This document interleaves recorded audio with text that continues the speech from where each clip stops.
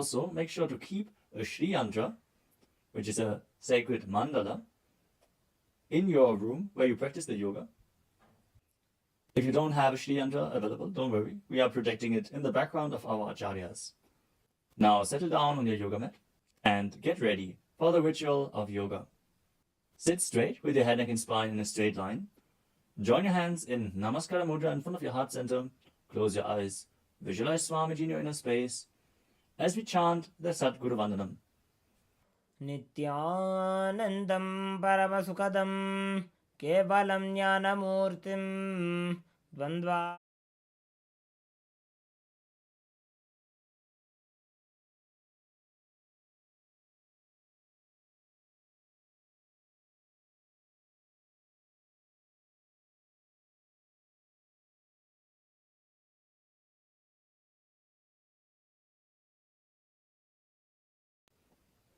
Also, make sure to keep a Shri Yantra, which is a sacred mandala, in your room where you practice the yoga. If you don't have a Shri Yantra available, don't worry. We are projecting it in the background of our acharyas. Now settle down on your yoga mat and get ready for the ritual of yoga. Sit straight with your head, neck and spine in a straight line. Join your hands in Namaskara Mudra in front of your heart center. Close your eyes. Visualize Swamiji in your inner space as we chant the Sadguru Vandanam. Nityanandam Paramasukadam Kevalam Jnanamurtim Dvandvatitam Gaganasadrasham Tattvamasyaadilaksham Ekam Nityam Vimalamachalam Sarvadhi Sakshibhutam Bhavatitam Trigunarahitam Sadgurum Tam Namami.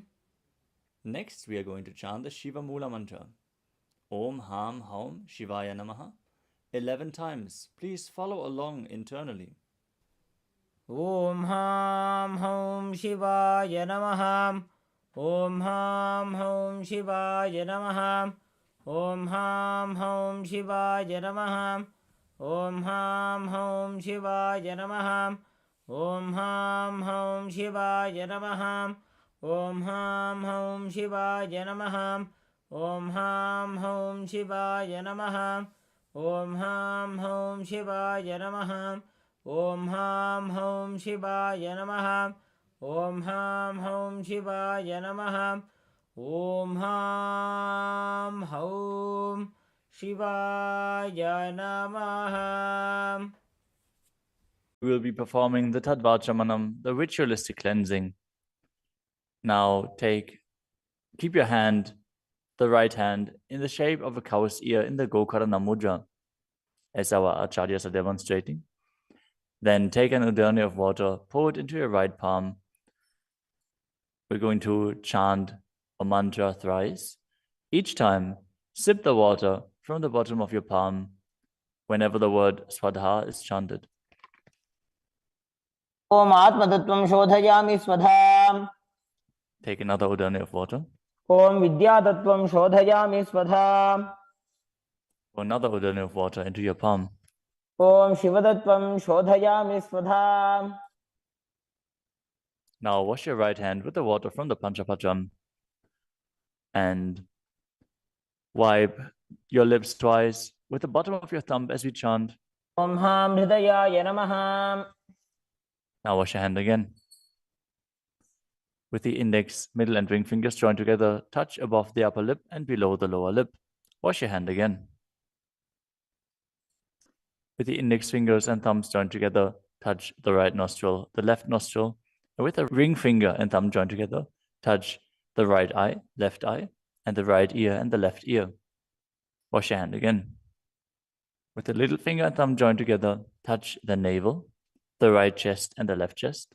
And with all fingertips joined together, touch on top of the head, the right shoulder, left shoulder, and your heart center. Now wash your hand again. As you clasp the right hand over top of the left, place both hands on the right thigh.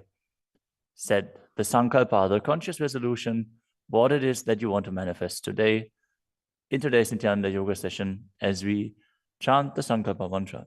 Om Mamopatta Samasta Duridakshayadvara Bhagavat Shri Nityananda Paramashiva Prityartham Shri Nityanandeshwari Paramashiva Shakti Sameta Shri Nityanandeshwara Paramashiva Prityartham Cha Adya Purvokta Evam Guna Visheshena Vishishtayam Asyam Shubhadito Purana Arogya Yukta Dridagatra Yogika Sharira Siddhyartham Paramashiva Shakti Avishkaranartham Nityananda Yogabhyasam Karishye. Now wash your hand once more as we chant. Om Apaupasprisya. Keep your Panchapatram and udani out of harm's way as we are getting ready to start the yoga. Now sit in a comfortable cross-legged position with your head, neck, and spine in a straight line. Bring the index fingers and thumbs joined together on top of the knees in Bindu Mudra. Engage the three bandhas, the energy locks, which are contracting the perineal region and pulling it in and up. The Uddiyana Bandha, the stomach lock, contracting your stomach muscles and pulling your stomach in and up towards your spine. And the Jalandhara Bandha, the throat lock, tucking your chin to the chest and internally contracting your throat muscles. Together they form Mahamudra Bandha, which is a great secret of the yogic practice and will enhance your yoga practice manifold. Next up is the visualization. Hold the visualization for the right context of each of the asanas. The first visualization is Lord Shiva. You will always be able to see the visualization in the top right corner of the screen. So whenever you don't know how the visualization looks, you can just check the screen. Next up is Samana Kumbhaka. Now fill your stomach with prana as you meditate on a flame in your stomach, kindling the prana and raising up your spine. Chant the japa soham and visualize it rotating around your throat until the nectar oozes out into your body. Let us now perform the first asana, which is Sukhasana. तत्सुखासनमित्युक्तमशक्तस्तत्समाचरेत् आसनं विजितं येन जितं तेन जगत्त्रयम्. The next asana is Parvatasana. Now bring your legs into Padmasana with the feet on top of the opposite thighs. Then bring your palms together in Anjali Mudra and raise them up above your head, keeping your elbows straight. Engage all three bandhas, Mahamudra Bandha, as you visualize yourself as Mount Kailash. अथ वक्षे Mahadev पर्वतासनमङ्गलम्. The next asana is Halipavasana. Now bring the soles of your feet together in front of your body and hold the left hand by the right behind your back. As you lean forward and place your forehead on the ground behind your heels. Engage all three bandhas as you gaze to the nose and visualize Swamiji in your inner space. पूर्वविधियाहु मे जानो उभयपकतली सम्पुटठानो.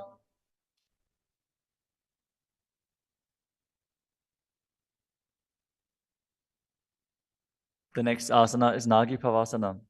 Now keep the soles of your feet together and stretch your hands out in front of the feet, cupping your palms, placing them down on the ground as you place your forehead on the ground behind your heels. Engage all three bandhas and gaze to the tip of your nose, visualizing yourself as a snake. पुरवविधिपर्यागाने नीचौ वेकहुनि फनास्यो लगाई.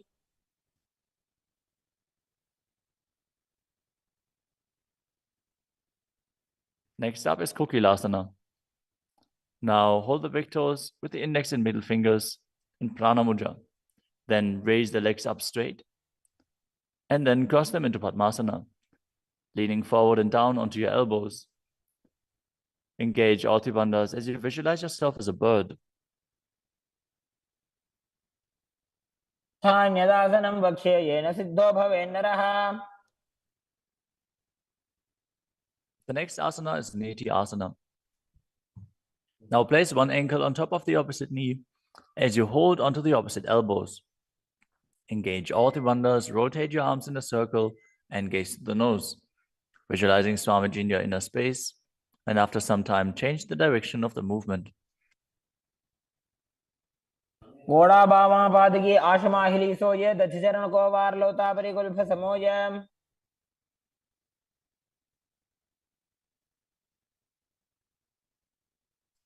The next asana is Gajasana. Now press your hands onto the ground, lifting your hips up high. Lower your head, then your chest, scooping the body forward and down again and again as you visualize yourself as an elephant. And perform Uddiyana Bandha, the stomach lock, and Mula Bandha, the root lock, as you do so. निब्जं पादाग्रे भूमौ कृत्वा लम्बी भूया मस्तकाग्रे निधाय.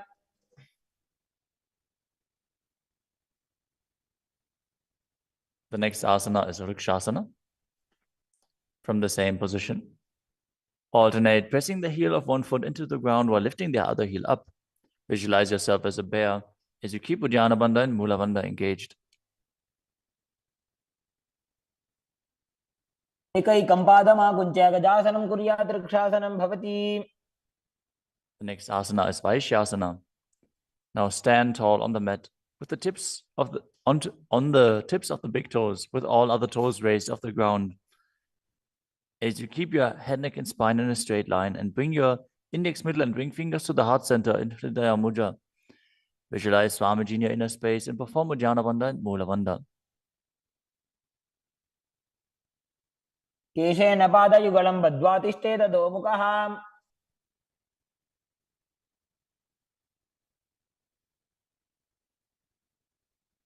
Next up is the Urdhva Janukarana. Stand with your heels touching, toes facing outwards at a 45-degree angle and the knees bent in Adimandi. Now, bring both hands to the chest with the elbows parallel to the ground. Then lift one knee up towards the center of your body, followed along with the respective hand as you make circular motions on both sides again and again.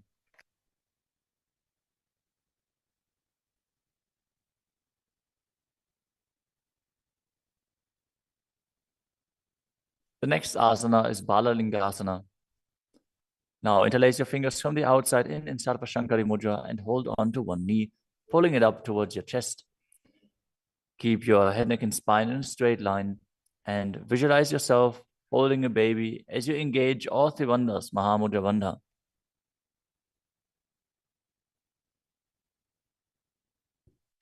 एकं जानूरधियालिङ्ग्य स्थातव्यं बाललिङ्गनं भवति. You move on to Padapidanasana. Now take the foot and pull it behind towards your buttocks. Hold it with both hands. Be straight. Engage all three bandhas as you visualize Swamiji in your inner space. एकस्मिन् पादतले कराभ्यां वेष्टयेत्तनुम्. The next asana is Natarajasana.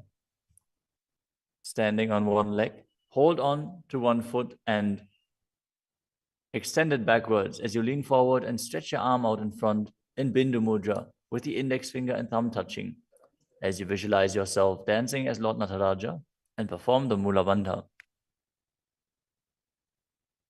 उत्तानपादं क्रौञ्चं च मरीचिं वीरभद्रकम्. Now stand on the other leg and repeat Balalingasana on the other side, pulling the knee up towards your chest and visualize yourself caressing a baby.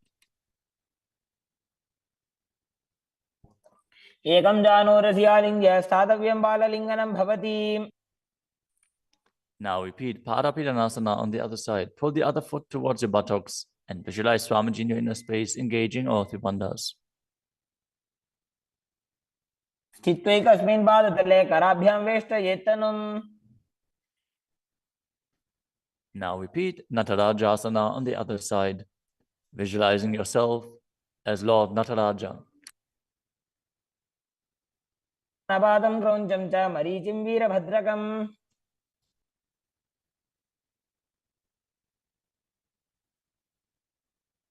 Next up is the Ardha Rechita Karana. From Adimandi position, bring the right foot behind the other with the toes down and the heel up. Keep the left hand at the chest and swing the right arm back and forth, gracefully moving the fingers one by one. Now keep the right hand over top of the nose, uncross your ankles, and repeat the movement on the other side.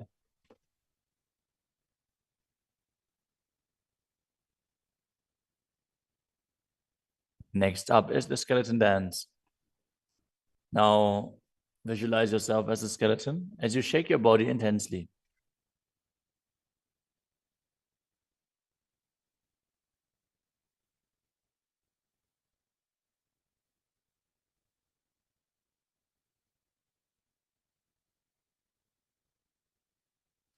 We move on to Katichina Karana.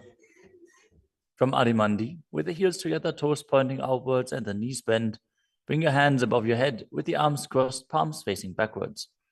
Now open your hips to one side and open the arms along above your head.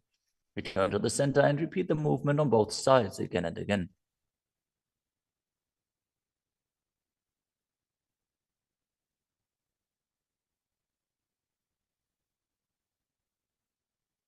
The next asana is Tadasana. Now stand tall on the tips of the big toes as you raise your hands up above your head beside your ears. Engage all three bandhas. Visualize yourself as a palm tree as you internally chant the new japa Shivoham. महामुद्राबद्धकोनो ताडासनविभेदकान्. Next up is Uttanasana. From a standing position, lean forward and down, bringing your hands flat to the ground. Take precaution in the case that you are a pregnant woman. for pregnant women shouldn't perform any of the forward bends. Now engage your Ati bandhas and bring your forehead towards the knees as you visualize Swamiji in your inner space.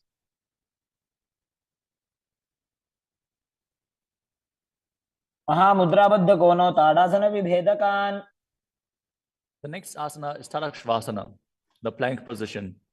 Now lower your body down onto your arms and feet as you tuck your chin to the chest and rotate your head from side to side, contracting your perineal region. Visualize Swamiji in your inner space. Keep breathing in the Samana Kumbhaka, filling your stomach with prana and visualizing a flame rising up your spine. गजासनवस्थित्वा मस्तकं वारं वारं दक्षिणकुक्षिं सव्यकुक्षिं नजेत्. The next asana is Bhujangasana. Now lower your entire body down onto your stomach as you keep the toes pointing backwards and your hands next to the chest. Now raise your head up using the strength of your lower back. Don't lift your body any higher than your belly button up. And open your mouth wide as you inhale through the hollow of your throat in Bhujangani Mudra. Visualize yourself as a cobra as you perform the Mula Bandha. अंगुष्ठनाभिपर्यन्तम् अधोभूमौ विनिन्यसेत्. The next asana is Shashasana. Now push your body up back into the plank position and alternate bringing one knee in towards your chest back and forth as you visualize Swamiji in your inner space and calmly breathe through your nose in Sahadra Kumbhaka. जासन संस्थितो जानुद्वयमाकुञ्च्य वारं वारं कर्तव्यं शशासनं भवति. The next asana is Rathasana. From a tall plank position, place one foot in between the two hands as you simultaneously jump one foot back and bring the other one in between the hands. Alternate again and again as you visualize yourself as a chariot. गजासन संस्थितो एकैकं पादं पुरोमार्गेण भ्रामयित्वा कर्तव्यं रथासनं भवति. The next asana is Vidavajrasana. Now keep one foot flat on the ground with the toes pointing forwards and the knee bent at a 90-degree angle. Now extend the other leg back, keep the knee straight and the toes pointed outwards. Raise your arms up parallel, pull the stomach in and up and gaze to your third eye, visualizing yourself as Lord Vidavajra as you perform Uddiyana Bandha and Mula Bandha. आशिष्टमदकौण्डिन्यमूर्धकुक्कुटमेव च. Now exchange the position of your feet and repeat Viravatasana on the other side. मदकौण्डिन्यमूर्धकुक्कुटमेव च. The next asana is Vrikshasana, the tree posture. Now stand and bring one foot to the inner thigh as you bring your palms together in Anjali Mudra and raise them up above your head. Keep your elbows straight as you gaze forward and visualize yourself as a tree. अमोरमूलदेशे च जाम्यं पादं निधायतु. The next asana is Garudasana. Now bring the raised leg to the opposite hip. Join your hands in Namaskara Mudra in front of your heart center as you visualize yourself as Lord Garuda and engage the Mula Bandha. गरुडासनमावक्ष्ये येन ध्यानं स्थिरं भवेत्. Now stand on your other leg and repeat Vrikshasana on the other side. वामोरुमूलदेशे च जाम्यं पादं निधायतु. Now repeat Garudasana on the other side, keeping the standing leg as straight as a rod and visualizing yourself as Lord Garuda. गरुडासनमावक्ष्ये येन ध्यानं स्थिरं भवेत्. The next asana is Trikonasana. Now stand and step one leg forward and the other one far back, keeping the front toes pointing forwards and the back toes facing sideways. Now bring your hands parallel to the ground and lean forward and down as you keep one hand down and the other one raised up. Gaze upwards, visualizing yourself as a triangle as you perform the Mula Bandha. उत्तानपादं क्रौञ्चं च मरीचिं वीरभद्रकम्. Exchange the position of your feet. Step the other leg forward as you repeat Trikonasana on the other side. उत्तानपादं क्रौञ्चं च मरीचिं वीरभद्रकम्. Next up is the Nikuttaka Karana. From Adimandi position, heels touching, toes pointing outwards and the knees bent, raise one heel off the ground and bring your hands in front of the heart center with the palms facing each other. Now stump the rest heel to the ground, raise the other heel up and exchange the position of your hands again and again.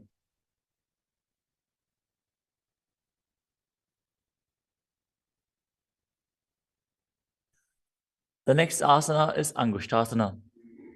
Now lower your body down onto the tips of your toes, placing the perineum on the back of your heels. Raise your knees off the ground and keep them together as you join your palms in front of your heart center in Namaskara Mudra. Visualize Swamiji in your inner space as you breathe in Brahmari Kumbhaka, buzzing like a bee on the inhalation and exhalation as you perform the Mula Bandha and internally chant the new japa Sadashivoham.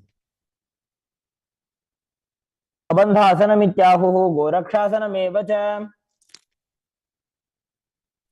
The next asana is Saurasana. From the tips of the toes, extend one leg straight out with the heel down and the toes up. Keep your fingers down on the ground by the sides with the palms facing forward in Vara Mudra. Visualize Swamiji in your inner space as you perform the Mula Bandha. प्रसार्य एकं पादतलं संस्थाप्य त्वेकपादकम्. The next asana is Vidunanasana. Now, from Saurasana, lean forward and hold on to the big toe in Prana Mudra. As you hold the back heel with the other hand, balance. Visualize Swamiji in your inner space and perform the Mula Bandha.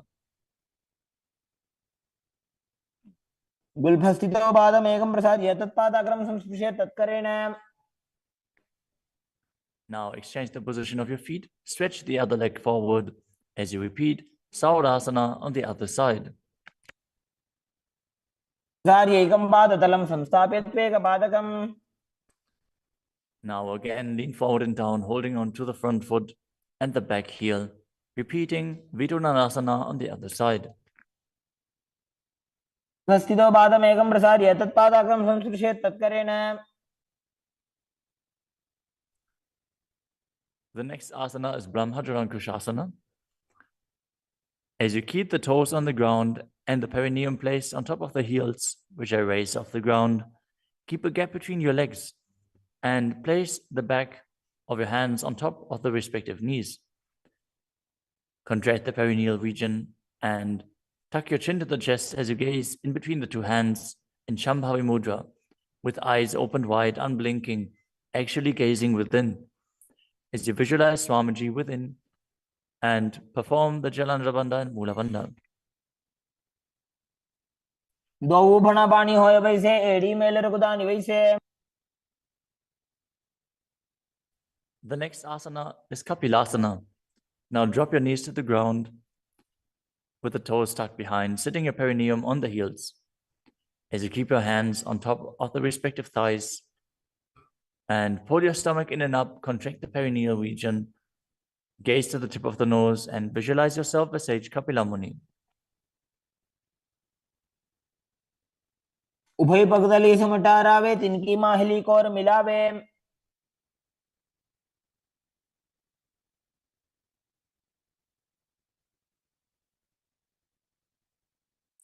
The next asana is Bhadragodakasana.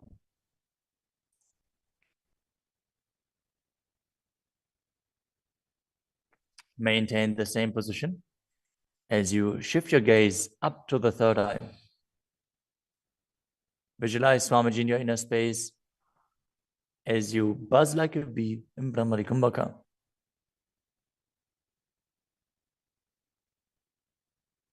दो वो पगदली संपुट करे कोरवारली भूपरि धरे.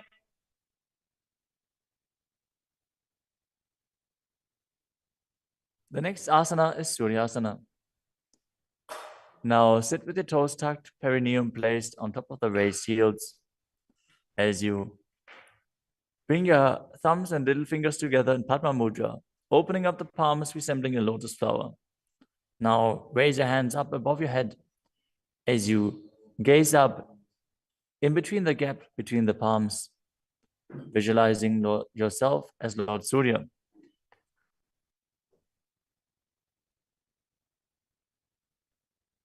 AD दो गुदातरी आने फना पानी बैठक अब निठाने. The next asana is Mandukasana. Now sit with the toes flat, perineum on the heels. As you keep your hands on top of the knees, lift the tongue up against the roof of your mouth. As you catch the nectar of immortality dripping from the Sahasrara chakra with your frog tongue, as you visualize yourself as a frog in Manduki Mudra. Gaze to your third eye, breathe calmly through your nose in Sahaja Kumbhaka as you perform the Mula Bandha.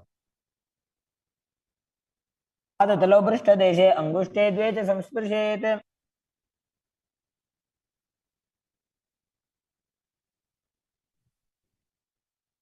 The next asana is Uttana Mandukasana.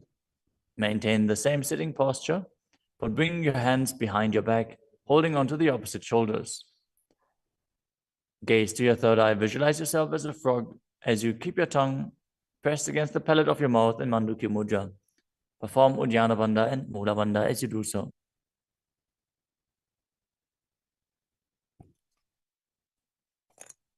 मंडूकासन मध्यस्थं कुर्पराभ्यां धृतं शिरः. The next asana is Simhasana.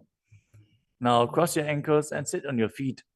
As you keep the knees wide, fingers spread on top of the knees, open your mouth wide, stick out your tongue and exhale forcefully as you gaze at the tip of your nose and visualize yourself as a lion.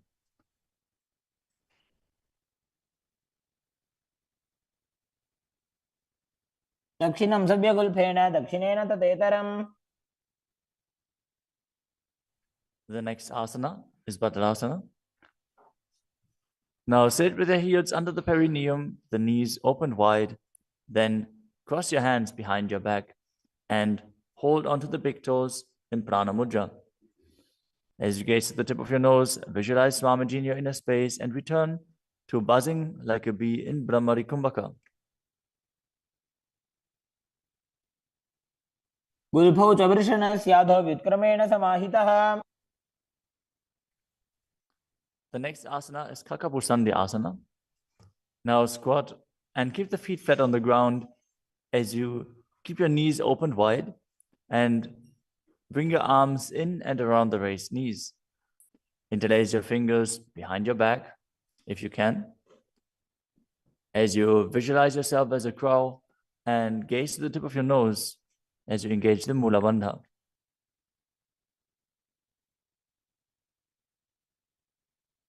तमे वेशक उगठाने दो वो हाथ भगवी च आने. The next asana is Kanipavasana. Now keep the palms on the floor, shoulder width apart. Bring your knees onto the back of your arms towards your armpits. Lean forward, raise your feet off the ground as you visualize Swamiji in your inner space and balance on your arms. को गुण आशी दुष्टता होई तो आछी होई. The next asana is Kapali Asana. Now place your hands on the ground, shoulder width apart. Bring the top of your head onto the ground. Please take precautions if you have any neck injuries or high blood pressure. Any of the inverted postures. Now bring your knees onto the elbows, your hips over the shoulders, and straighten your legs up as you gaze to the nose and visualize Swamiji in your inner space. Isha धरती टेकी पग दो वो मिलीवा ऊंचा करे.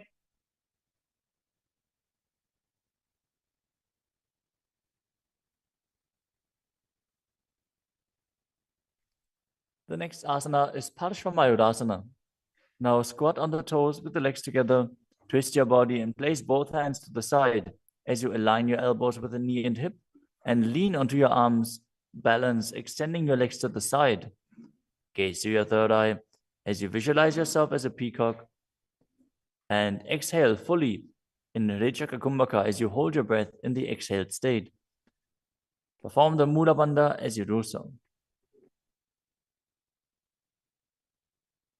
मयूरं दंडवत् कुर्यान् मायूरं दंडनामकम्.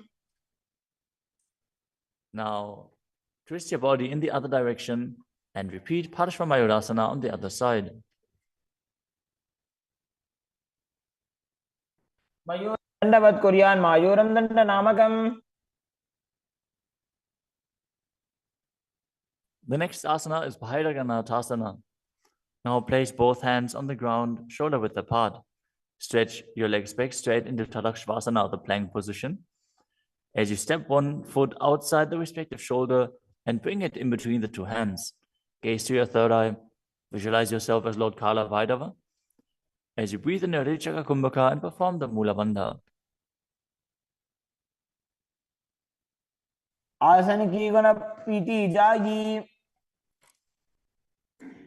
Now, step the front foot back and step the other foot outside the shoulder in between the hands. Gaze to your third eye in Shambhavi Mudra with the eyes open wide, unblinking, as you visualize yourself as Lord Kala Bhairava.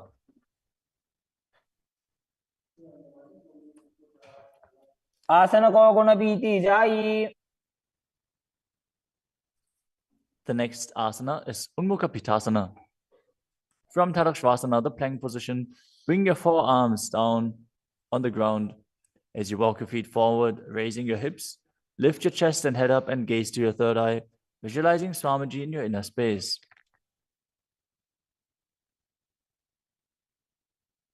भून्यस्थो जानुनी हस्तो चतुष्पदम वाङ्मुखम्.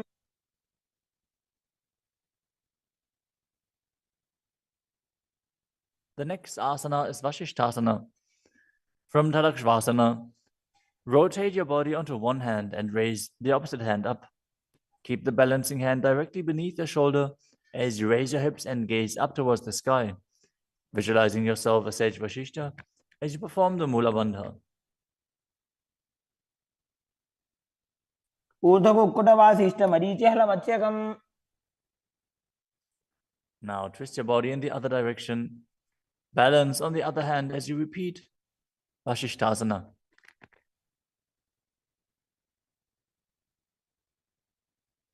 ऊर्ध्वकुक्कुटवासिष्ठ मरीचिहलमत्स्यकम्. Now come to a seated position and extend your legs out in front with the heel down and the toes pointing up. Now bring your hands under the buttocks with the palms facing up. Keep your spine straight, elbows close to your body. Tuck your chin to the chest. Contract the perineal region. As you gaze through the nose, visualize yourself as Lord Hanuman and internally chant the new japa Mahasadashivoham.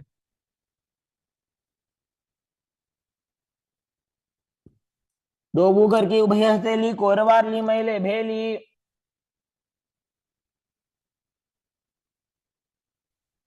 Next up is Paschimottanasana.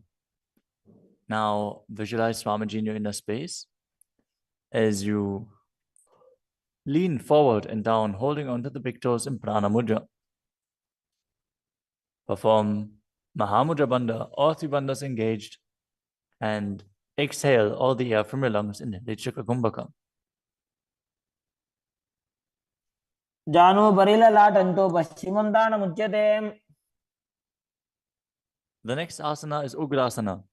With your legs straight, interlace your fingers behind your neck. Lean your chest forward and down, bringing your head to the knees by the strength of your core. Engage all three bandhas as you visualize Kali in your inner space. शुभानिभ्यां दृढं धृत्वा जानुपरि शिरोन्यसेत्. The next asana is Marichi Asana. Now, sit with the legs extended, bring one heel to the groin with the knee raised, and reach your arm in and around the raised knee as you clasp your hands behind your back. Bring your chest to the thighs, head to the knee, and visualize yourself as Sage Marichi.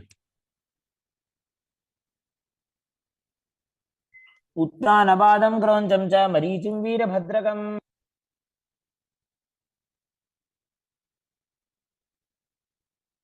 Now drop the knee down to the ground and lean forward, holding onto the front foot with both hands. As you exhale all the air from your lungs, gaze to the nose, visualize Swamiji, and perform Mahamudra Bandha in Mahamudrasana. मुद्रां प्रवक्ष्यामि तन्त्रेऽस्मिन् मम वल्लभे. Now extend the other leg out. Bring the other heel towards the perineum with the knee raised. As you lean forward and interlace your fingers behind your back in Marichi Asana on the other side. तानपादं क्रौञ्चं च मरीचिं वीरभद्रकम्. Now drop the knee down, lean forward, hold onto the foot, engage all three bandhas, repeating Mahamudrasana on the other side. महामुद्रां प्रवक्ष्यामि तन्त्रेऽस्मिन् मम वल्लभे. The next asana is Bhadrasana 2. As you sit and bring the soles of the feet together with your heels close to the perineum, keep your knees wide, hold your feet firmly with both hands, and maintain a straight spine as you gaze to the nose and visualize Swamiji in your inner space. कुल्भौ तु वृषणस्यादः सीवन्त्याः पार्श्वयोः क्षिपेत्.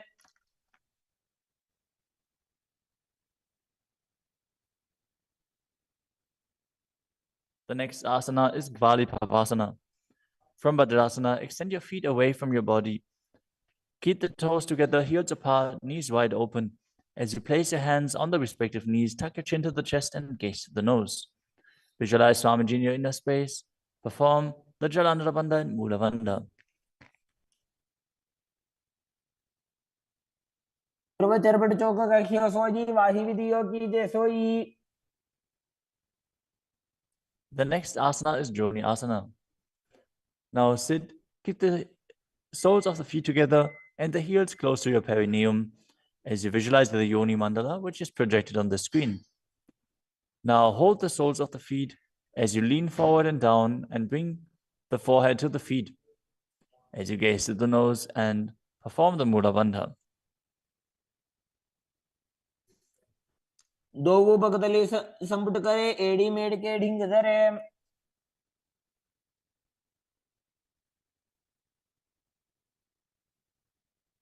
The next asana is Midakipavasana. As you sit and keep the heels together, toes apart and the knees wide, lean forward and down and extend your hands out to the side. Keep the palms facing down on the ground to the sides as you bring your forehead to the ground behind your heels.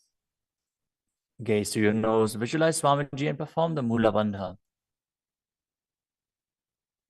पूर्व विधि परिबगधली संकोट शोल एड़ी मिली राशे. Next up is Siddha Samadhi Asana. Now sit and keep the toes together, heels apart. As you bring your arms below the shins, extend them out to the sides and keep the palms facing up. Bring your forehead to the ground above your feet as you bring your toes near your throat if you can. Gaze to the tip of your nose, visualize Lord Surya in your inner space and perform the Mula Bandha. दोवो बगदली संपुट करे शोले मेड़ आगा में धरे. Next up is Chinaki Pavasana. Now sit and keep the heels together, toes apart, as you hold the feet and open them up like a book, bringing the backs of your hands onto the ground and the elbows pressing down on the thighs. Gaze to the nose and visualize Swamiji in your inner space. दो बगांगी एड़ी धरती मगिवा मेड़ लगावे. The next asana is Chadapata Chukasana. Sit and bring the soles of the feet together with the heels at your perineum. Open the knees and place your hands on top of the knees as you gently press them down.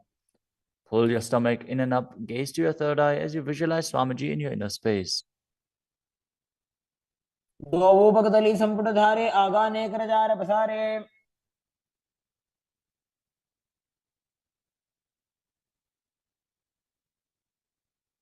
The next asana is Bhairavasana. Now sit and bring the soles of the feet together with your knees open wide. Lift the heels up and bring the toes down onto the ground. As you keep your knees on the ground, pull your stomach in and up and place your hands on the knees in Bindu Mudra. Gaze to your third eye as you visualize yourself as Lord Kala Bhairava. कुल्भौ संपीड्य चान्योन्यं व्युत्क्रमेणोत्थितं शनैः. The next asana is Samanasana. Now sit with one heel at the perineum. Lift and hold the other foot, pulling the sole of the foot to your chest. Gaze to your third eye as you perform the Mula Bandha and visualize Swamiji in your inner space. समान आसनमावक्षे सिद्धमन्त्रादि साधनात्.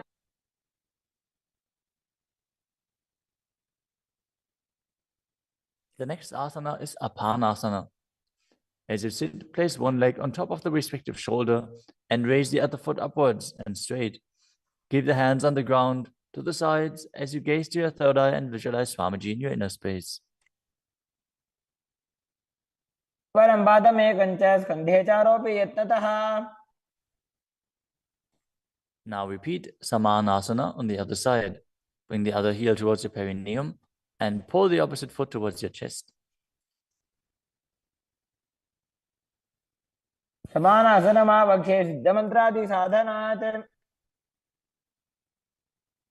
Now repeat Apanasana on the other side.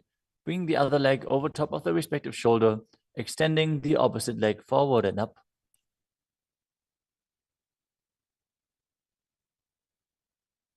परं पादमेकञ्च स्कन्धे चारोऽपि यत्नतः.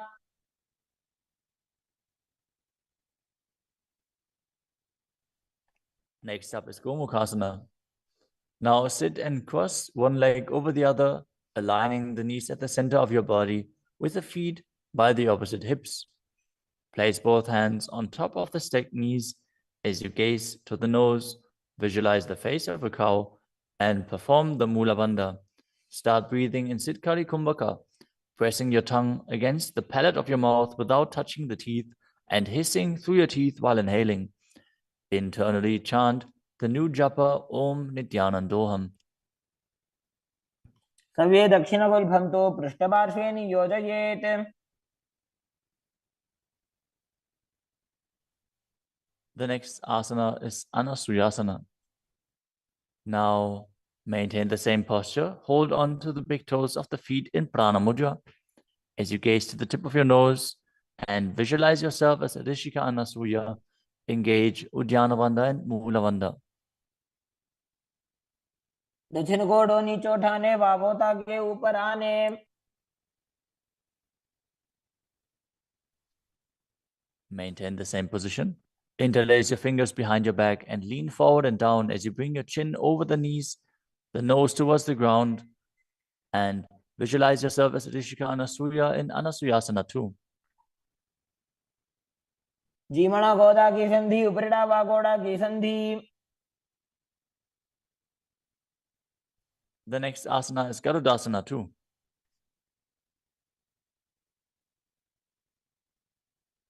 Now sit on the ground with one heel pressed against the perineum. As you keep the opposite foot flat on the ground with the knee raised to your chest. Keep the hands on the respective knee. As you visualize yourself as Lord Garuda, gaze to the nose and perform the Mula Bandha. दावो बगमोडी एडी माहिलो गुल्फ मूलद्वारणी चैदे.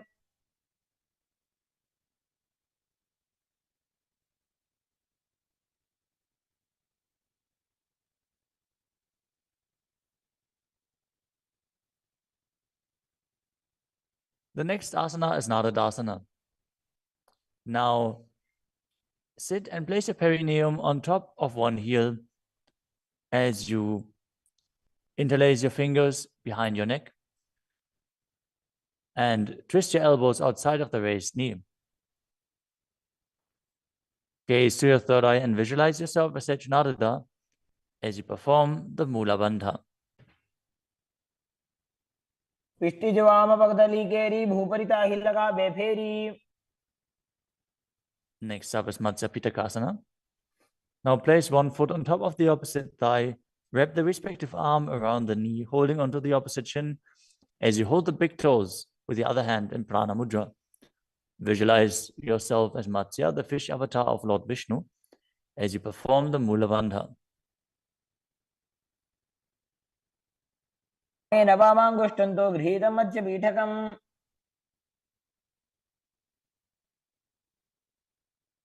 Now slide your knees over top with the other knee on top, repeating the Gomukhasana position on the other side. Gaze to the nose and visualize the face of a cow as you keep hissing through your teeth without the tongue touching your teeth in Siddhkari Kumbhaka.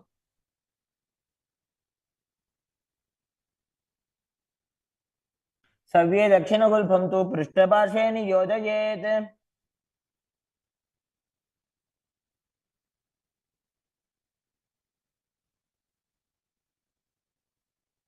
Next up is Anasuyasana on the other side. Hold onto the big toes as you visualize yourself as Rishika Anasuya.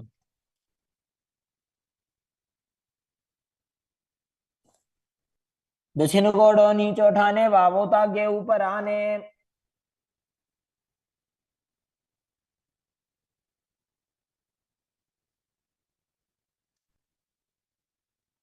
Now, from the same position, interlace your fingers behind your back and lean forward and down, chin over the knees, nose towards the ground in Anasuyasana 2.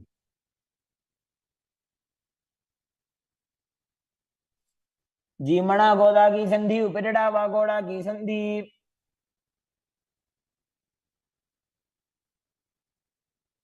Now repeat Garudasana 2 on the other side, bringing the other heel towards the perineum, knee raised, hands on the knees, as you visualize yourself as Lord Garuda. डावो पगमोड़ी एड़ी माहिलो गुल्फ मूल द्वार नीचे दे. Next up is Narudasana on the other side. Raise the perineum onto the heel, interlace your fingers behind your neck, and twist your elbows outside of the raised knee, visualizing yourself as Sage Naruda.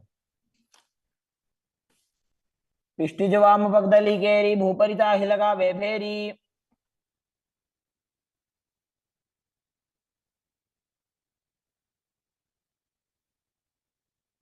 Next up is Matsya Pitakasana on the other side. Now place the other foot on top of the opposite thigh. Hold on to the shin and the big toe of that foot as you visualize Matsya, the fish avatar of Vishnu.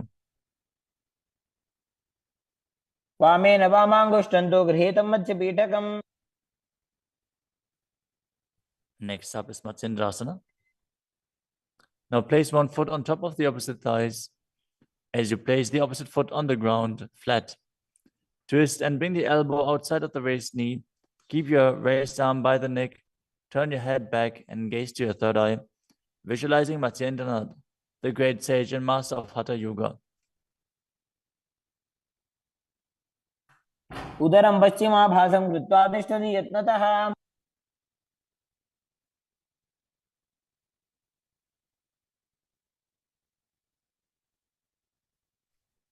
The next asana is Kubhasana.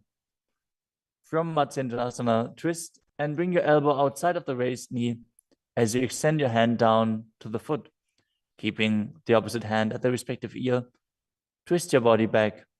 Gaze back and up towards your third eye, visualizing yourself as a camel. आसन को गुण झोल हो जाए. Next up is Matsyendrasana 2. Keeping the hand extended down towards the foot, place your hand behind your body onto the ground as you gaze up to your third eye and visualize Matsyendranath. मत्स्येन्द्रपीठं जठर प्रदीप्तिं Prachanda रुक्मण्डल खण्डनास्त्रम्. Now repeat Matsyendrasana on the other side. Extend the other leg out. Bring the opposite foot onto the thigh as you twist your elbow outside of the raised knee and gaze back.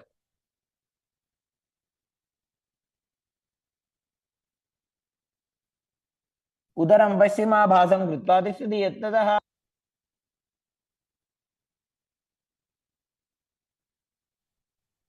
The next asana is Kubhasana on the other side. Now hold on to the front big toe and prana mudra as you keep the other hand towards the respective ear, gazing back and up towards your third eye and visualizing yourself as a camel. आसन को गुण झोल हो जाए. The hand to the ground behind you. Twist your body even further as you visualize Matsyendranath in Matsyendrasana 2.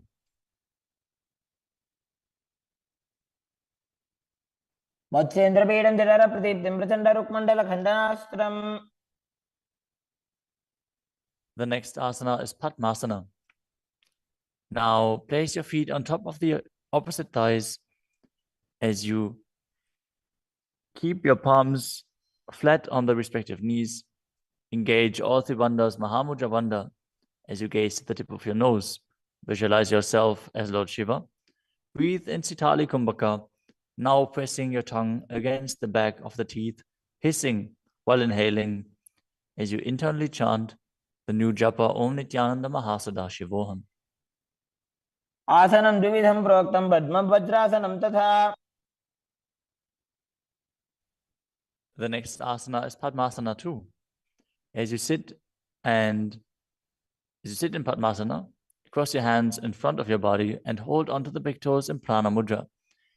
Gaze to the nose, visualize yourself as Goddess Parvati, the consort of Shiva, as you perform the Mula Bandha. अनुचरणं कृत्वा ऊरू संस्थो प्रयत्नतः. The next asana is Kukutasana. Now sitting in Padmasana, place your hands on the ground between the two thighs as you lift your body up off the ground. Visualize yourself as a rooster as you breathe calmly in Sahajra Kumbhaka and perform the Mula Bandha. पद्मासनं सुसंस्थाप्य नान्बोरोरन्तरे करो.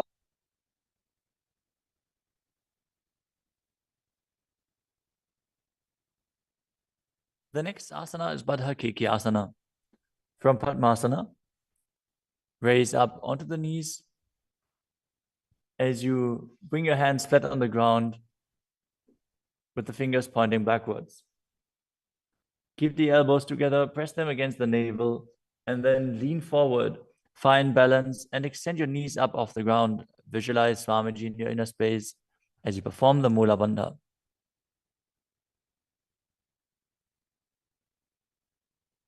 धरामवष्टभ्यकरद्वयेन तत्कोर्परि स्थापिता नाभिपार्श्वः.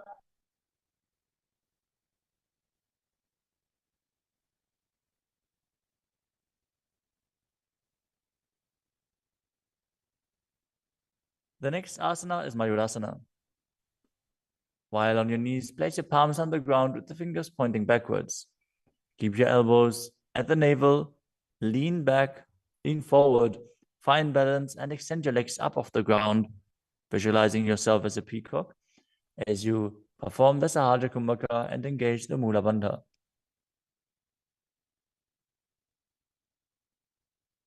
अथ वक्षे Mahadev मयूरासनमुत्तमम्.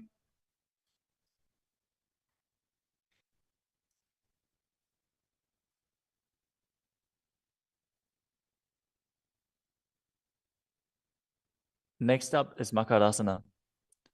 Lay down on your stomach with the feet pointing outwards and the forehead on the mat.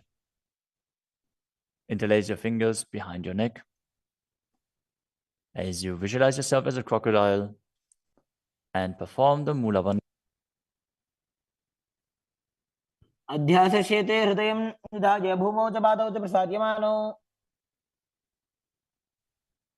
As you lay on your stomach, place your hands on the ground beside your chest. Raise your legs up, bring the thighs off the ground, visualizing yourself as a locust. In Shalabhasana. अध्यासशेते करयुग्मवक्षो भूमिमवष्टभ्यकरयोस्तलाभ्याम्. The next asana is Ushtrasana. As you lay on your stomach, bring your hands to the feet. Pull the feet down towards the ground outside of your hips. As you visualize yourself as a camel and perform the Mula Bandha. अध्यासशेते पदयुग्मव्यस्तं पृष्ठे निधाय विधृतं कराभ्याम्.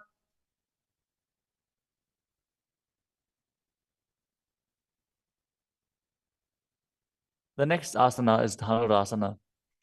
From Ushtrasana, tighten the grip on your feet and kick the legs back and up as you lean forward and lift your chest off the ground.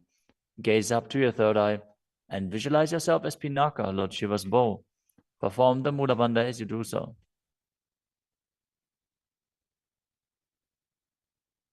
त्रिसार्यपादौ भुविदण्डरूपौ करौ च पृष्ठे धृतपादयुग्मम्. The next asana is Bhagasana. Now come to a kneeling position with your feet flat on the ground, sitting in between the two heels.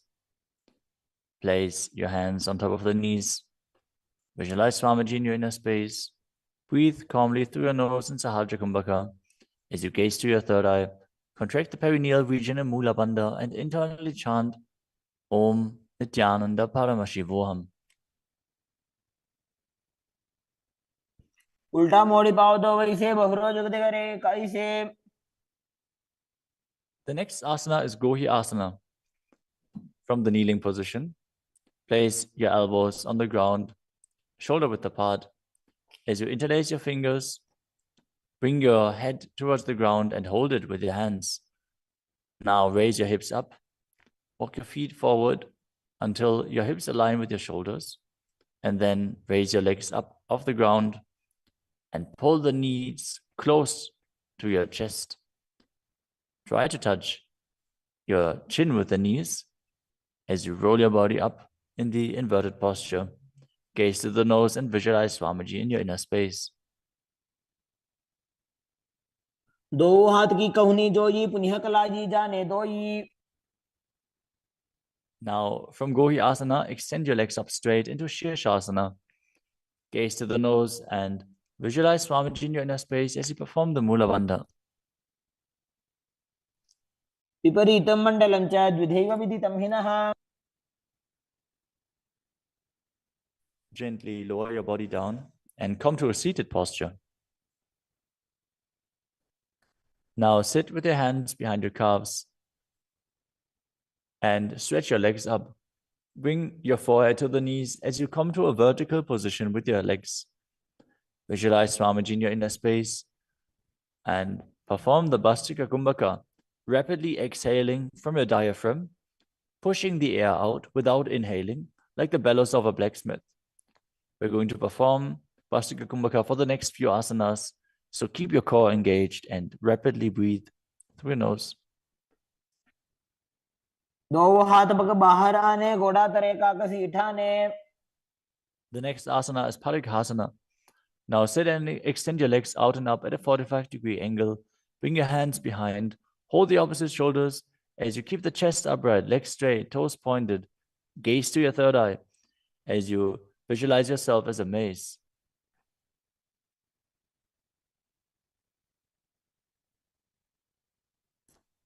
उत्तानशयनं कृत्वा पादौ मिलित्वा प्रसार्य. Keep breathing rapidly as you sit and extend your legs out and up at a 45-degree angle. Keep your arms parallel to the ground or bring them down to the ground as you gaze to your third eye and visualize yourself as a boat in Naukasana. तानशयनं कुर्पराभ्यां भूमिमवष्टभ्य. Next up is Rudrasana. Now sit and lift your feet up. Scoop your hands under the heels and pull the feet towards your chest. Keep your spine upright, gaze to the nose as you visualize yourself as Lord Rudra. Perform the Mula Bandha as you do so. पगदली संपुटक हाथस्योपक उचाई. The next asana is Unmukha Pitasana too. Now lay down on your back with the feet flat on the ground, the knees raised up. Bring your palms down to the ground with the fingers just touching the back of your heels. Lift your hips up high. Press the feet into the ground as you tuck your chin to the chest, gaze to the nose, and visualize Swamiji in your inner space. ऊर्ध्वे च जानुनी कृत्वा शवित्वोर्ध्वमुखं तथा उत्थाप्य हस्तौ तिष्ठेत्तु पीठ उन्मुख नामके. Now lower your body down flat onto the ground.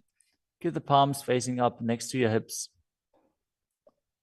As you contract the perineal region and forcefully pull the Kundalini Shakti up along your spine towards your Sahasrara Chakra in Shakti Chalan Mudra. Relax. Completely unclutch from any micro movements of the body and mind. As you visualize that your body is dead and the Supreme Pontiff of Hinduism, Swamiji, is liberating you.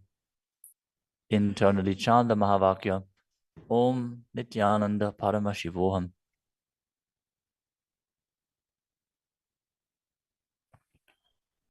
उत्तानं शववद्भूमौ शयनं तोषवासनं शवासनं श्रान्तिहरं चित्तविश्रान्तिकारकम् ॐ नित्यानन्द परमशिवोऽहम्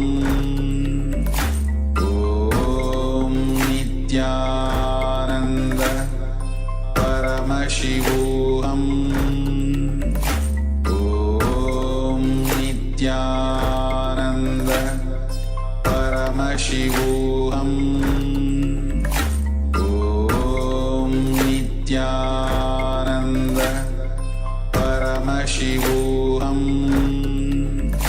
ॐ नित्यानन्द परमशिवोऽहम् ॐ नित्यानन्द परमशिवोऽहम् ॐ नित्यानन्द परमशिवोऽहम् ॐ नित्यानन्द परमशिवोऽहम् ॐ नित्यानन्द परमशिवोऽहम् ॐ नित्यानन्द परमशिवोऽहम् ॐ नित्यानन्द परमशिवोऽहम् ॐ नित्यानन्द परमशिवोऽहम् ॐ नित्यानन्द परमशिवोऽहम् ॐ नित्यानन्द परमशिवोऽहम्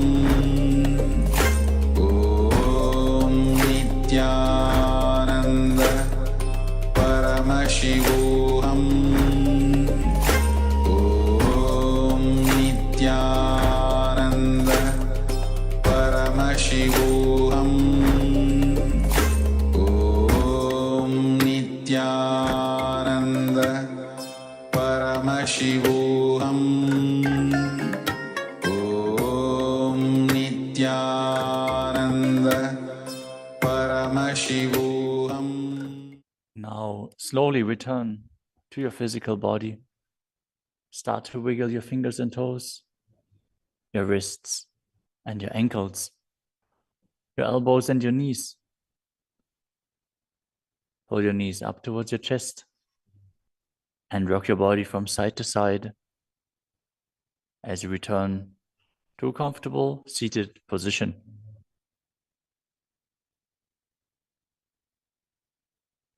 Congratulations!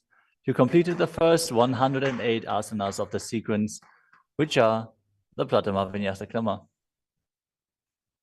We are now going to continue the sequence with the next asana, which is Yathasana Ishtasana. Now sit in a posture that brings ease to your physical and mental space. Bring your hands on top of the knees in Bindu Mudra. Visualize Swamiji in your inner space.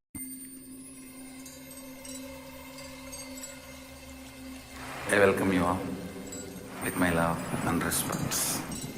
Let you all open all your three eyes. Om Nityananda Paramashivoham.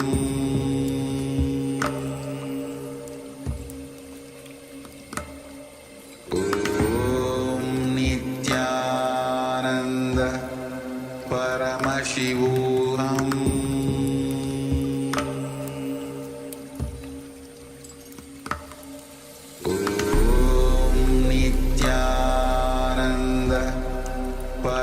Paramashivoham.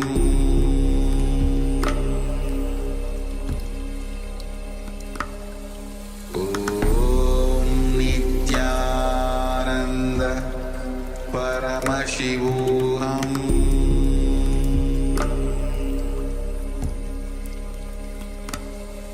Om Nityananda Paramashivoham.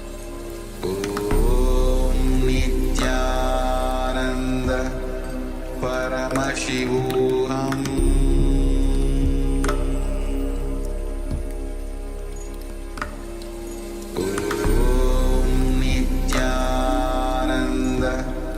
Paramashivoham.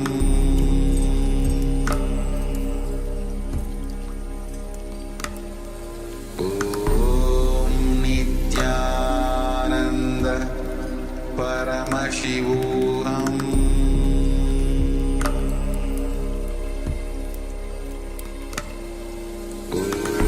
Om Nityananda Paramashivoham. Paramashivoham.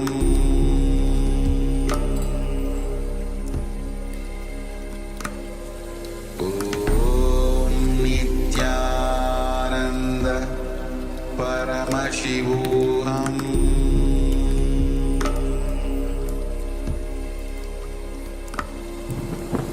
Om Nityananda Paramashivoham.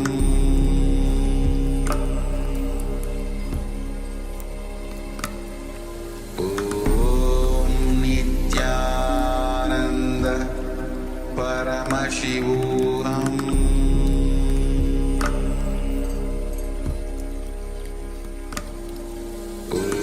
Om Nityananda Paramashivoham.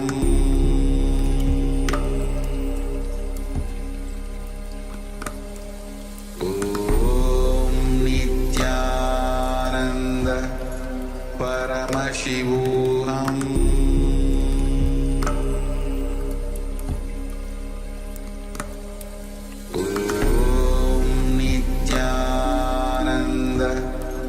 Paramashivoham.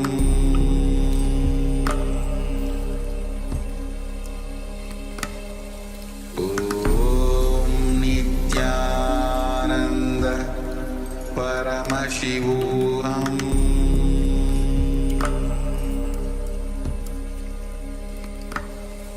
Om Nityananda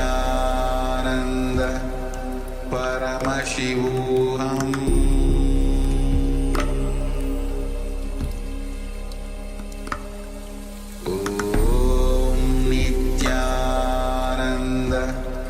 Paramashivoham.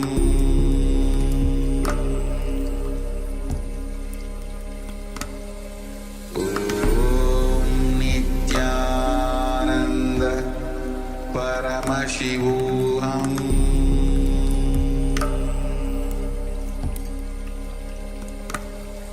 Om Nityananda Paramashivoham.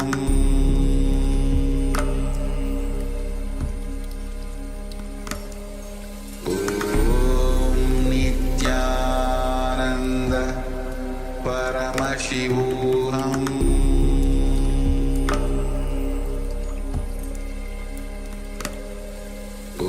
Om Nityananda Paramashivoham.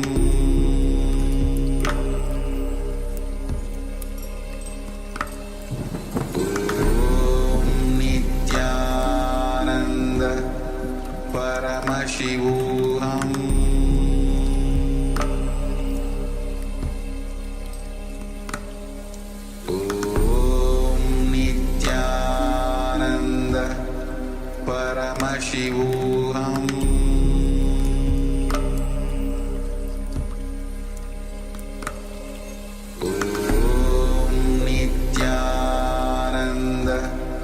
Paramashivoham.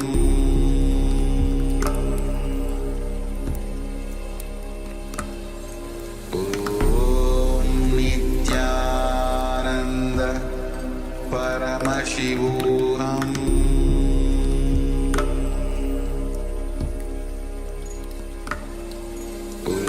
Om Nityananda Paramashivoham.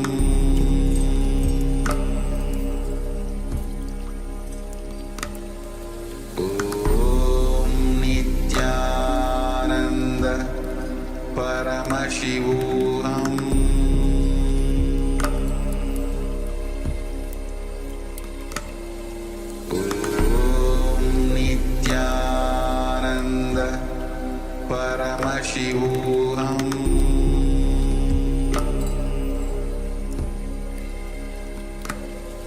Om Nityananda Paramashivoham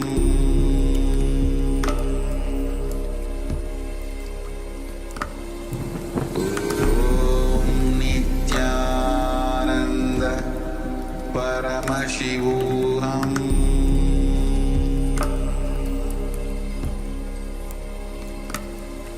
Om Nityananda Paramashivoham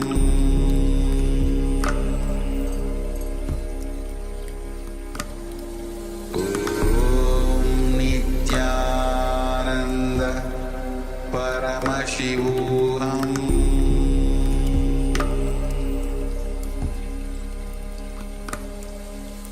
Om Nityananda Paramashivoham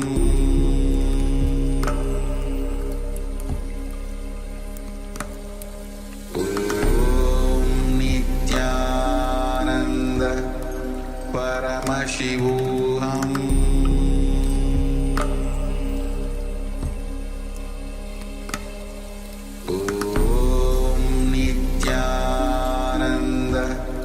Paramashivoham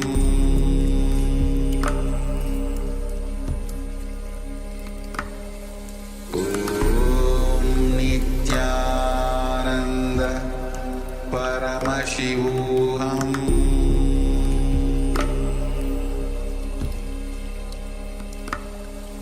Om Nityananda Paramashivoham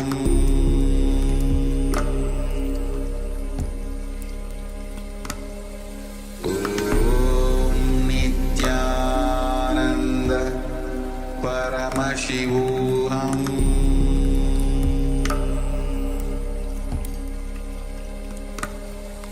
Om Nityananda Paramashivoham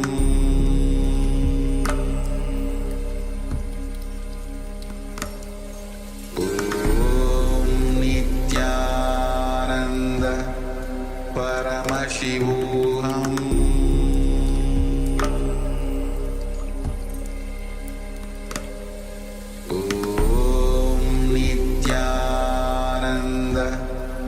Paramashivoham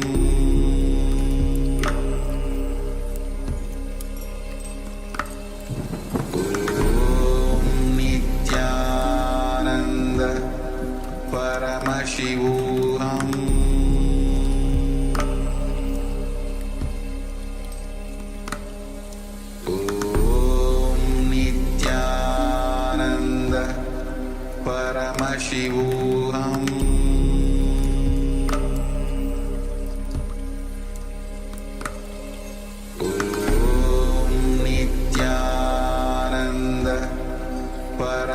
Paramashivoham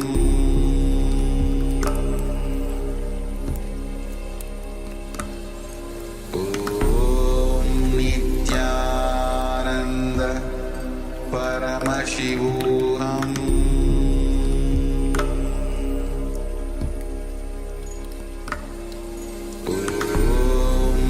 Nityananda Paramashivoham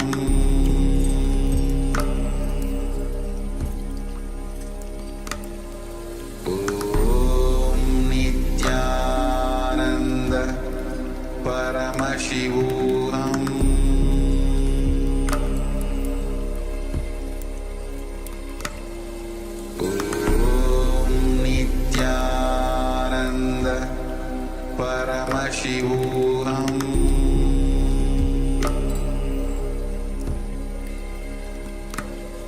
Om Nityananda Paramashivoham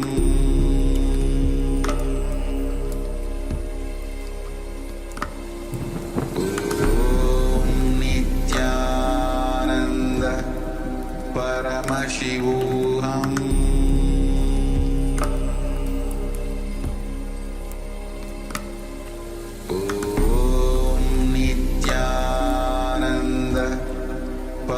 Paramashivoham.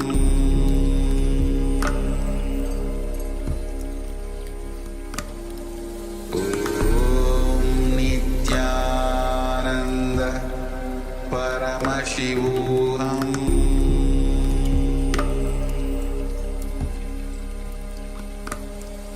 Om Nityananda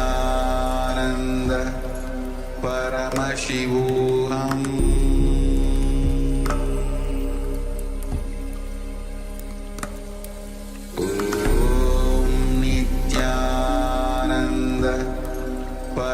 Paramashivoham.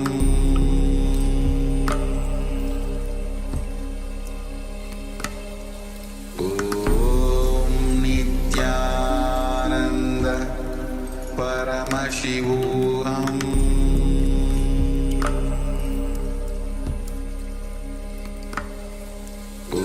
Om Nityananda Paramashivoham. Paramashivoham. Om Nityananda Paramashivoham.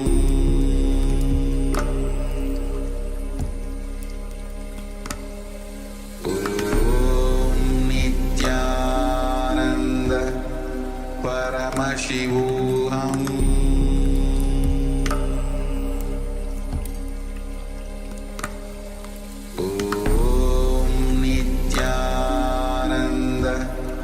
Paramashivoham.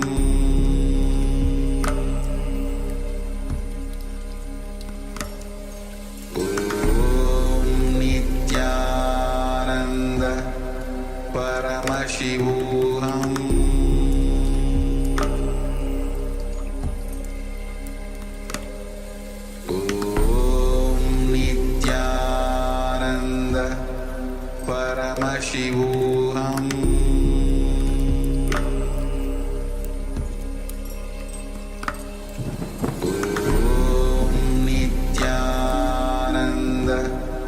Paramashivoham.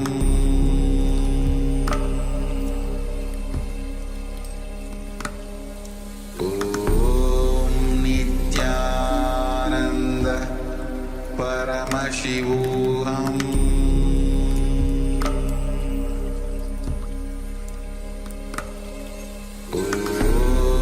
Nityananda Paramashivoham.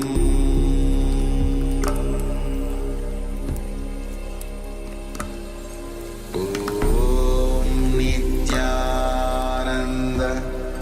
Paramashivoham. Paramashivoham.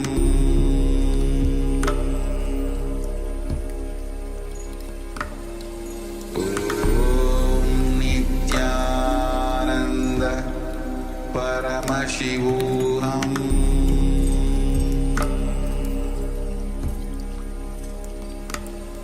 Om Nityananda Paramashivoham.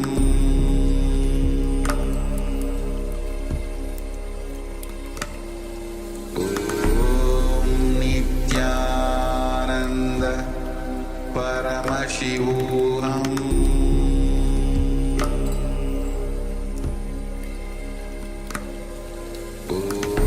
Om Nityananda Paramashivoham.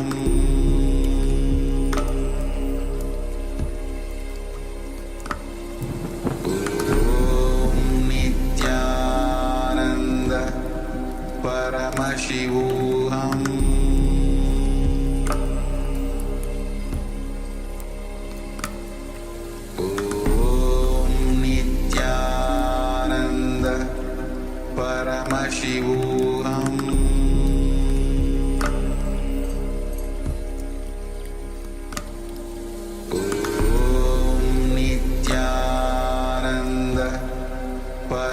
Paramashivoham.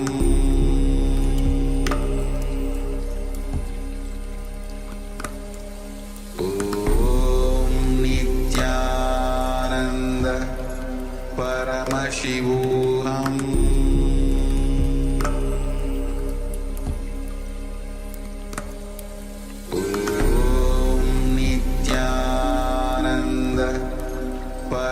Paramashivoham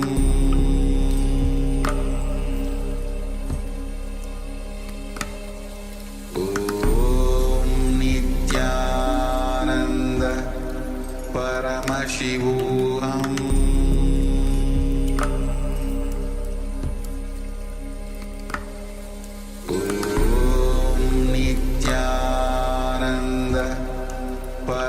Paramashivoham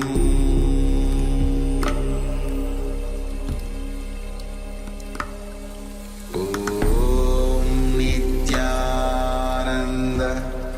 Paramashivoham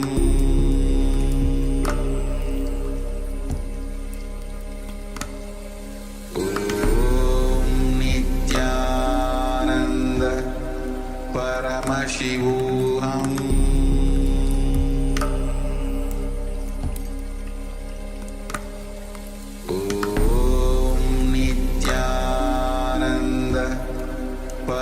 Paramashivoham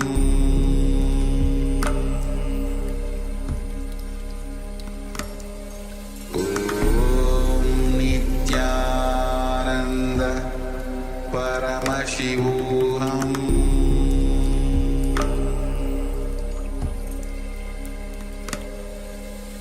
Om Nityananda Paramashivoham Paramashivoham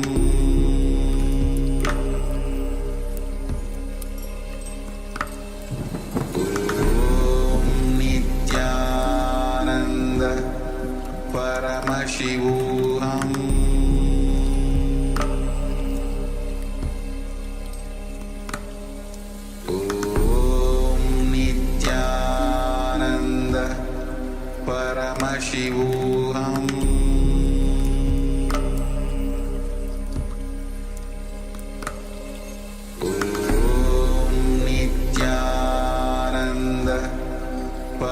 Paramashivoham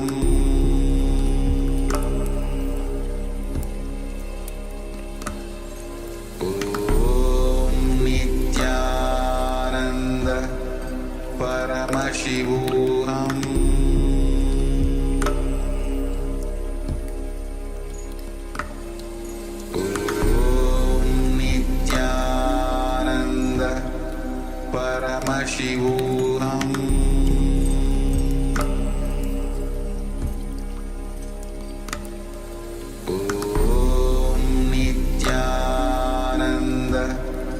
Paramashivoham Om Nityananda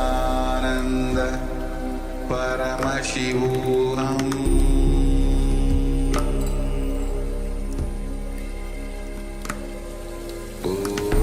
Om Nityananda Paramashivoham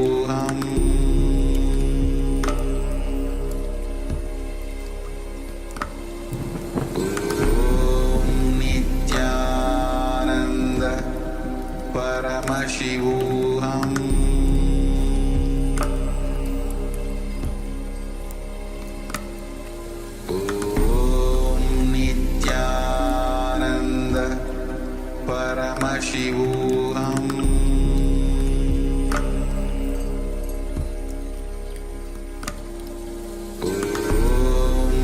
Nityananda Paramashivoham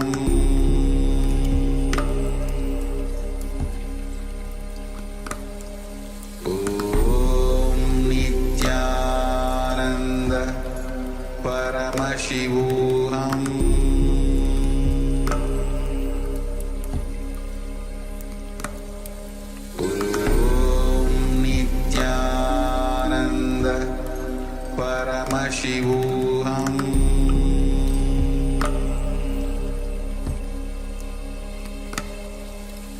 Om Nityananda Paramashivoham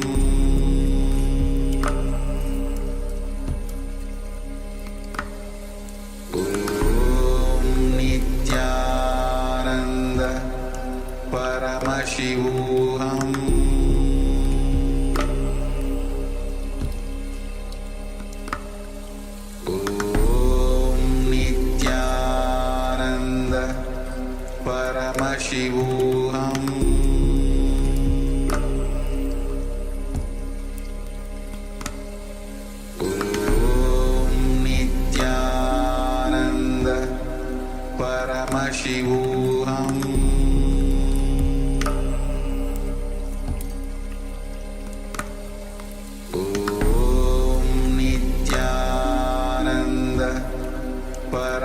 Paramashivoham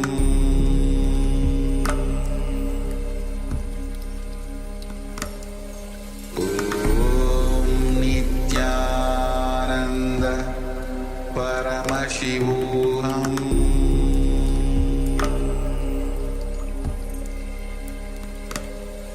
Om Nityananda Paramashivoham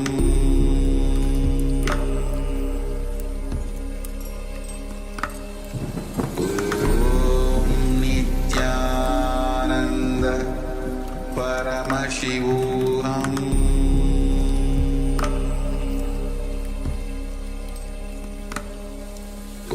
Om Nityananda Paramashivoham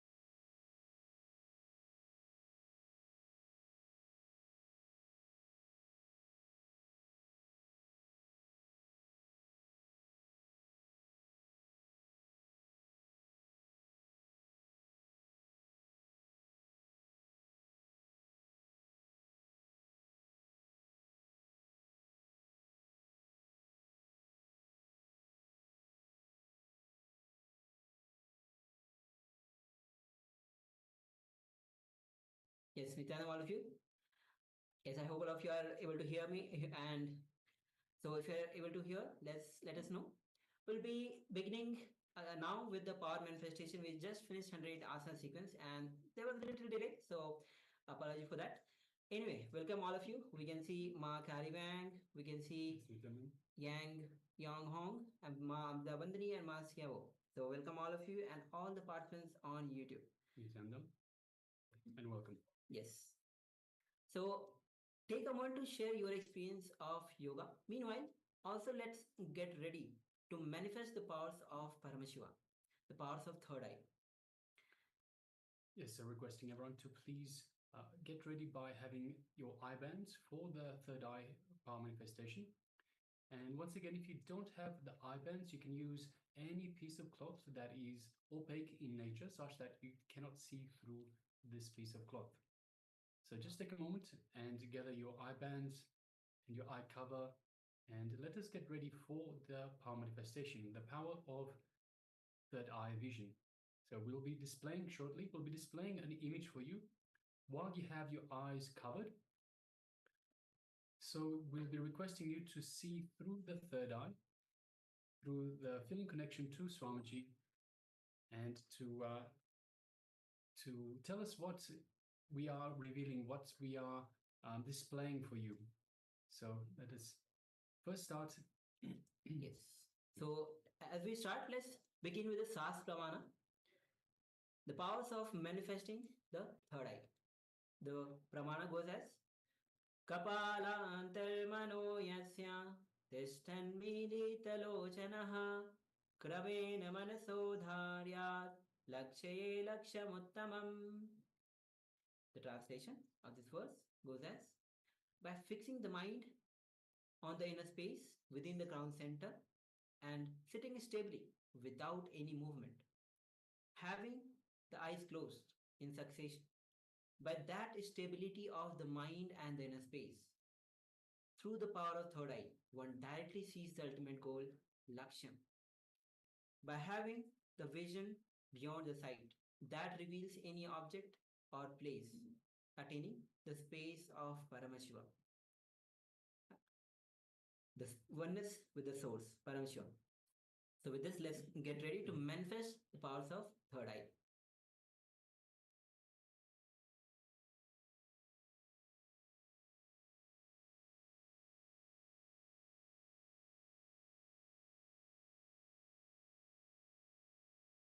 All right, so let us sit comfortably with the head, neck, and spine in a straight line. And let us just take a moment and unclutch. So let us unclutch from anything the mind throws at us, any thoughts, emotions, worries, anxiety. Let us just unclutch from all of that. So let us just become a witness. So we unclutch by becoming the witness, not being involved, not being involved with the thoughts themselves. So we just let the thoughts gently come up, observe, and let them go back down, all by themselves, without our interference. So let's just take a moment and unclutch again and again and again. So let us find a space of restful awareness between the thoughts.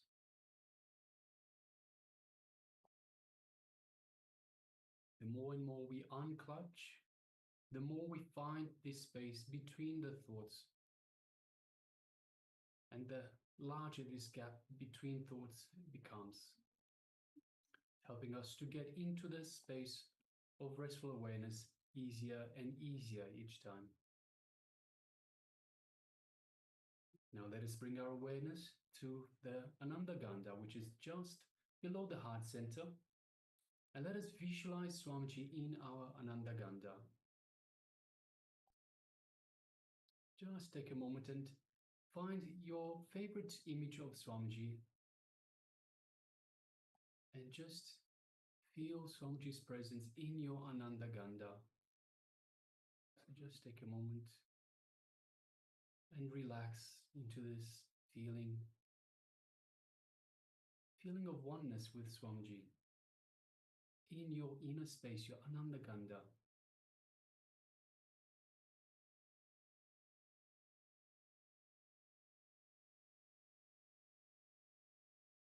Now let us move our awareness to the third eye, just between the eyebrows. And let us visualize Swamiji in our third eye. And through the third eye, let us look into Swamiji's third eye, thus creating a connection, an energetic connection to Swamiji's third eye. And as you do so, you feel the connection getting stronger.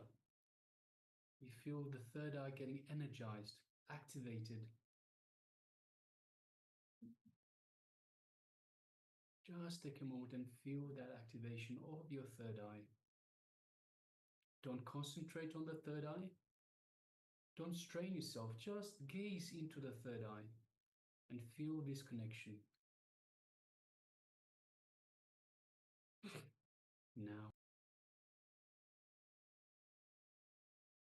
Now let us start chanting the Mahavakya. Om Nityananda Paramashivoham. Om Nityananda Paramashivoham. Om Nityananda Paramashivoham. Let's continue to chant the Mahavakya. And from this space of oneness with Swamiji, let us start manifesting the power of the third eye. Third eye vision. The image is being displayed for you.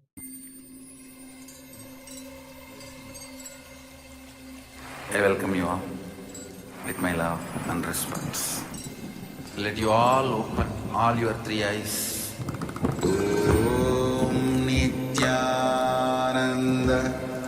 Paramashivoham.